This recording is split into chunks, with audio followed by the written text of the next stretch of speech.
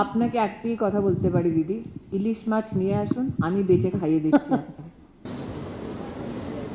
সবাইকে নববর্ষ শুভেচ্ছা জানাই। শুভেন্দুদা দারুণ একটা বক্তব্যটা দিয়েছেন, তাই আমি অনুগ্রহ করছি আপনারা কোয়েশ্চেন আনসার সেশনটা শুরু করুন। কিন্তু একটি আপনাকে অনুরোধ দিয়ে যাকে ডাকবে ওদের নাম আর কোন অর্গানাইজেশনকে ওরা রিপ্রেজেন্ট করছে ওরা জানিয়ে দেবে। দিদি আমরা শুরু করবো আজকে প্রথমে উজ্জ্বল রায়। উজ্জ্বল রায়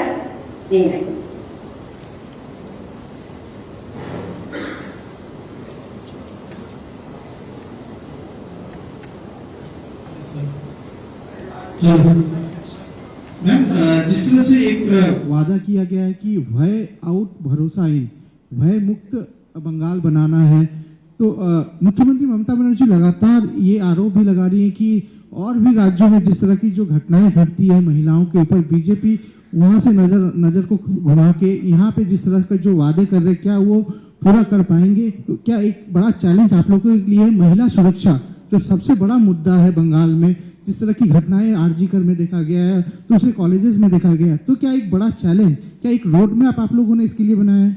महिला सुरक्षा के प्रति पश्चिम बंगाल की टीएमसी सरकार कितनी प्रतिबद्ध है, इसका मुझे निजी अनुभव तब हुआ जब महिला बाल विकास मंत्री मैं स्वयं रही।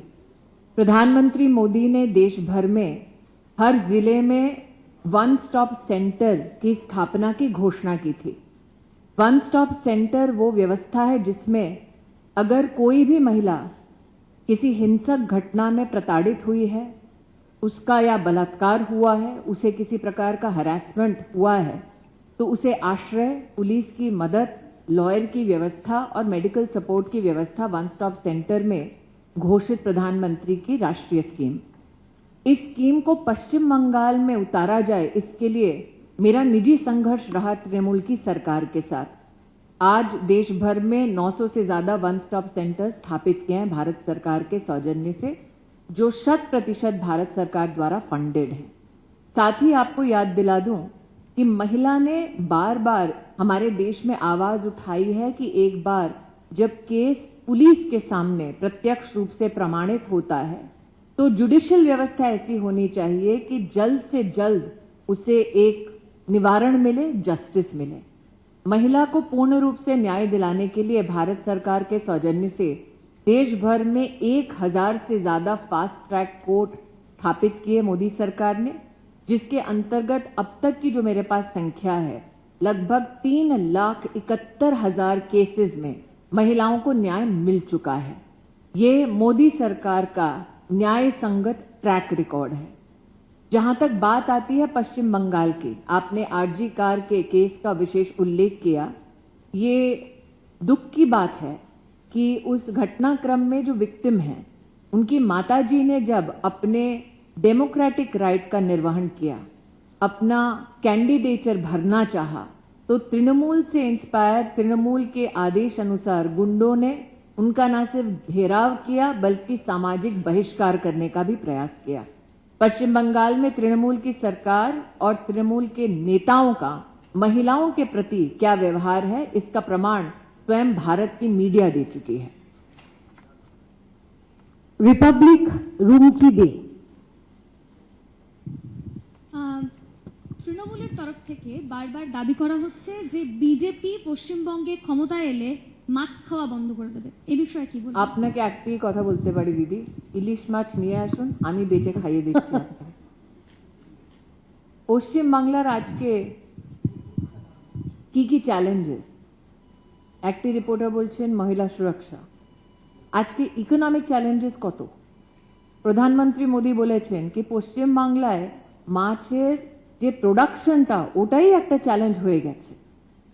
তো যদি আমরা ইস্যুজের উপরে ফোকাস করে কাজ করি, তাহলে সত্যি পশ্চিম বাংলায় যে আমরা তফাৎটা আনতে চাই, যে ডেভেলপমেন্টটা আনতে চাই, ওই ডেভেলপমেন্টের ইস্যুজের উপরে কথা হতে পারে। আপনাকে একটা এক্সাম্পল দিচ্ছি। সাল 2014 থেকে 2026 অবধি পশ্চিম বাংলায় 7,24,000 কোটি টাকা ট্যাক্স ডেভলিউশন হয়েছে। পশ্চিম বাংলায় বছর 2014 থেকে 2026 অবধি 3 লাখ কোটি টাকা গ্রান্টস ইন এড দেওয়া হয়েছে। আর এই স্টেটে যে ক্যাপিটাল এক্সপেন্ডিচার জন্য ইন্টারেস্ট ফ্রি লোন দেওয়া হয়, ওটা পশ্চিম বাংলাকে ভারত সরকার থেকে 26,000 কোটি টাকা দেওয়া হয়েছে। টাকার হিসাবটা আমাদের কাছে আছে। আজকে ভারত সরকার পশ্চিম বাংলায় 5,60 লাখ জনধন অ্যাকাউন্ট খুলে দিয়েছে, কিন্তু তবুই পশ্চিম বাংলায় তৃণমূল সরকার কাটমানি কেন নিচ্ছে? আজকে আমরা প্রমাণিত করেছি মনরেগায় 25 লাখ, কারেক্ট শুভেন্দুদা, 25 লাখ ফেক জব কার্ডস বানিয়েছে। কে তুলেছে ওই টাকাটা? কেন তৃণমূলের মন্ত্রীদের বাড়িতে ক্যাশ টাকা ধরতে পেরেছে মিডিয়া? এই সব বিষয়ের ওপরে ডিসকাশন না করে মাছের ওপরে যদি ডিসকাশন করতে চান, তো আমি এটাও জিজ্ঞেস করব, কেন মাছের প্রোডাকশনটা নেমেছে পশ্চিম বাংলায়? কেন পশ্চিম বাংলায় আসাম থেকে মাছ আসছে, গুজরাট থেকে মাছ আসছে? তো যারা এই সব কথাটা করতে চায় ওদেরকে আমার হাত জোর করে নিবেদন আমি জানাই যে আপনারা ইস্যুজের ওপরে কথা বলুন। কোথায় গেছে এই যে 10 লাখ কোটি টাকা আমি বলছি, এটার হিসাব বাংলার এক একটি মানুষকে দিতে হবে তৃণমূল সরকারকে। এবিপি আনন্দ, সুমন ঘড়াই।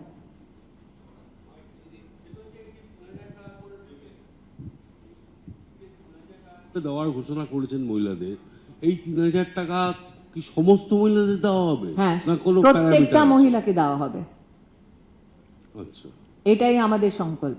কোনো প্যারামিটার নেই? প্রত্যেকটা মহিলাকে দেওয়া হবে, লিস্ট সরকারের কাছে থাকে, ওই লিস্টের আমরা একটা প্রয়োজন করে প্রত্যেকটা মহিলাকে পশ্চিমবাংলায় বিজেপির সরকার দিবে, এটা আমাদের সংকল্প। শুভেন্দু অধিকারীকে আমার আর একটা প্রশ্ন আছে। হ্যাঁ, সেটা হচ্ছে যে আজকে ডিএ মামলার শুনানি ছিল, সেটা আবার পিছিয়েছে। এবার সেখানে রাজ্য সরকার বলেছে যে আমরা 6,000 কোটি টাকা ইতিমধ্যে দিয়ে দিয়েছি ডিএ বাবদ, এবং ইন্নুমতি যে কমিটি আছে তাদের নির্দেশিকা আমরা মানব। কিন্তু রাজ্য সরকারি কর্মচারীরা যেটা অভিযোগ করছে, 42,000 কোটি টাকা দেওয়ার কথা, কিন্তু সেটার জায়গায় 6,000 কোটি টাকা দিয়েছে। প্রথমত আপনারা জানেন এই রাজ্য সরকার ডিএ এবং বেতন কমিশনে বিশ্বাস করে না। রাজ্য সরকার সুপ্রিম কোর্টকে বিভ্রান্ত করতে চাইছে এবং সুপ্রিম কোর্টের যে নির্দেশিকা আছে সেটা কার্যকর করতে চাইছে না। তার কারণ এই রাজ্যে অর্থনৈতিক অবস্থা ইতিমধ্যে দেউলিয়া জায়গায় চলে গেছে। সাথে সাথে মুখ্যমন্ত্রী একাধিকবার বলেছেন ডিএ কর্মচারীদের অধিকার হতে পারে না। মুখ্যমন্ত্রী কর্মচারী, শিক্ষক এবং রাজ্য সরকারের নথিভুক্ত যারা আছেন এবং পেনশনার্স, এদের ডিএর দাবিকে কখনো কখনো বলেছেন বেশি ঘেউ ঘেউ করবেন না। এগুলো আপনারা শুনেছেন এবং দেখেছেন। আমাদের বলিষ্ঠ নেতা কেন্দ্রীয় গৃহমন্ত্রী ইতিমধ্যে রায়দিঘির পরিবর্তন সংকল্প সভা থেকে ঘোষণা করেছেন যে ভারতীয় জনতা পার্টি সরকার এলে বকেয়া ডিএ দেওয়া থেকে শুরু করে সপ্তম পে কমিশন কার্যকর করবে আগামীর বিজেপি সরকার। তাই মাত্র কয়েকটা দিন মমতা বন্দ্যোপাধ্যায় সরকারে আছে, 4 তারিখের পরে নতুন বিজেপি সরকার এসে কর্মচারীদের ডিএর অধিকার এবং বেতন কমিশনের স্বপ্ন বাস্তবায়িত করার কাজ করবে। টাইমস নামে হৃদিতা Chatterjee. Good afternoon, ma'am. Ma'am, the question is on the women reservation bill. We see that opposition is now opposing it, and in fact, the state has written that there is no mention of 50% gap in the bill. So, what would be your take on that as well? the BJP under the leadership of Prime Minister Modi has exhibited its resolve to ensure that women get 33% reservation so that they can be politically further emancipated. That resolve was exhibited when the bill was passed in both houses of parliament after a wait of decades. Now the Bharatiya Janata Party NDA government at the center is emphasizing on its early implementation, especially with regards to the next Lok Sabha election. The opposition is speaking in multiple tongues. If they truly believe in supporting 33% reservation for women, why is it that when they had an opportunity and they were in power at the center, did they not pass such a bill? That being said, why is it that now they are shying away from fully supporting this step of the government? That is a question that needs to be posed to every opposition party. And with your permission, ma'am, may I add that apart from 33% reservation for women in parliament, we also in our Sankalpa Patra for West Bengal have committed to reserving 33% seats for women in government jobs in the state of West Bengal when the BJP forms the government here. Pradipta Kanti Ghosh, TV9 Bangla.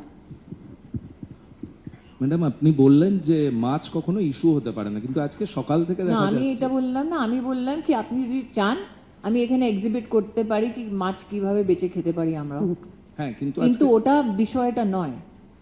The electoral issue which affects people is কি মাছের প্রোডাকশনটা কেন কম হয়েছে বাংলায়। কিন্তু কোথাও গিয়ে আজকে সকাল থেকে দেখা যাচ্ছে প্রচারে কলকাতা পোর্টে আপনাদের দলের প্রার্থী তিনি মাছ নিয়ে প্রচারে গেলেন, রাজ্যের বিদায়ী মন্ত্রী অরূপ বিশ্বাস তিনি মাছ নিয়ে গেলেন। কোথাও কি বাঙালি অস্মিতা প্রমাণে এই মাছটাকেই হাতিয়ার করতে হচ্ছে রাজ্যের সমস্ত রাজনৈতিক দলকে? मेरा ये मानना है कि बंगाल की अस्मिता इस बात से जुड़ी है कि हर महिला का सम्मान हो। मेरा ये मानना है कि बंगाल की अस्मिता इस बात से जुड़ी है कि हर वर्ग को, हर युवा को नौकरी मिले, फैक्ट्री सेटअप हो बंगाल में और लॉ एंड ऑर्डर का कोलैप्स बंगाल में ना हो। मेरा ये मानना है कि पश्चिम बंगाल की अस्मिता इस बात से भी जुड़ी है कि अगर कोई महिला गर्भवती है तो उसको भी एक सुरक्षित सामाजिक वातावरण प्रदान किया जाए। आज मेरी पार्टी भारतीय जनता पार्टी के संकल्प पत्र में निश्चित रूप से ये हमने इसका उल्लेख किया है कि गर्भवती महिला को 21,000 रुपए के साथ साथ न्यूट्रिशनल किट की भी व्यवस्था करेंगे। ये वो पश्चिम बंगाल है जिसने तृणमूल की सरकार में मातृवंदना योजना के तहत तृणमूल की सरकार का कहीं ना कहीं गतिरोध भी देखा है। तो अगर वाकई में तृणमूल पार्टी महिला विरोधी नहीं है तो क्यों वो 33% आरक्षण का खुल के समर्थन नहीं कर रही है? अगर वो वाकई में महिला विरोधी नहीं है तो क्यों रत्ना देवनाथ जैसी महिलाओं का वो तिरस्कार कर रही है? अगर वो वाकई में महिला विरोधी सरकार या पार्टी नहीं है तो क्यों वो कोलैप्सिंग लॉ एंड ऑर्डर की व्यवस्था को लेकर स्वयं चिंतित नहीं है? ঋত্বিক মন্ডল, NDTV থেকে। दीदी शुभ नववर्ष। अपना क्या दीदी, जिस तरीके से 21 और 24 के रुझान जो दिखाता है कि महिला वोट बैंक तृणमूल कांग्रेस के तहत है, क्योंकि लक्ष्मी भंडार एक बड़ा मुद्दा है उसके लिए, आप आपके संकल्प पत्र या फिर आज के जरिए भी आपने दिखाया किस तरीके से महिला वोट जीतने की कोशिश करिए। लेकिन ममता बनर्जी ऑन दी कॉन्ट्री कल भी वो कह रही है कि लगातार प्रचार को इस पर जोर दे रही है कि लक्ष्मी भंडार जो चल रहा है वो बीजेपी आई तो बंद हो जाएगा। बिहार में जो है 10,000 रुपए दिया गया था वो अभी तक नहीं दिए गए हैं। तो क्या लगता है कि इस तरीके से जो counter narrative Mamata Banerjee set कर रही है, इस पर ममता जो महिला वोट है उस पर आप इस बार जीत हासिल कर पाएंगी? भारतीय जनता पार्टी ने पश्चिम बंगाल में 5,60,00,000 जनधन के खाते खोले। ये तब संभव नहीं हुआ जब ममता जी का समर्थन एक सरकार को केंद्र में था। ये तब संभव हुआ जब नरेंद्र मोदी देश के प्रधानमंत्री हुए। भारतीय जनता पार्टी ने पश्चिम बंगाल में वर्तमान में 40 लाख से ज्यादा किसानों को किसान सम्मान निधि का संरक्षण दिया। ये तब संभव हुआ जब नरेंद्र मोदी प्रधानमंत्री बने। भारतीय जनता पार्टी की सरकार ने गरीब कल्याण अन्न योजना के अंतर्गत 5,99,00,000 लोगों को पश्चिम बंगाल में अन्न का संरक्षण दिया। ये तब संभव हुआ जब नरेंद्र मोदी प्रधानमंत्री बने और लोगों ने भारतीय जनता पार्टी की केंद्र में पुनः सरकार बनाई। इसलिए मेरा मानना है कि भारतीय जनता पार्टी का जो ट्रैक रिकॉर्ड है, और विशेषतः अगर आप महिला की बात करते हैं तो महिला की स्वास्थ्य की चुनौती जो है उसके चलते प्रधानमंत्री मोदी ने आयुष्मान भारत योजना की शुरुआत की देश भर में, जिसके तहत अगर आप पिछले 4 साल के आंकड़े देखें तो लगभग 20 करोड़ महिलाओं का कैंसर के लिए स्क्रीनिंग हुआ है। लेकिन ये सहायता पश्चिम बंगाल में हम महिलाओं को इसलिए नहीं दे पाए क्योंकि तृणमूल की सरकार ने गतिरोध पैदा किया और आयुष्मान भारत योजना को पश्चिम बंगाल में इंप्लीमेंट नहीं किया। अगर तृणमूल कांग्रेस को बैर मोदी से है तो वो हिसाब जनता से क्यों चुकवा रहे हैं?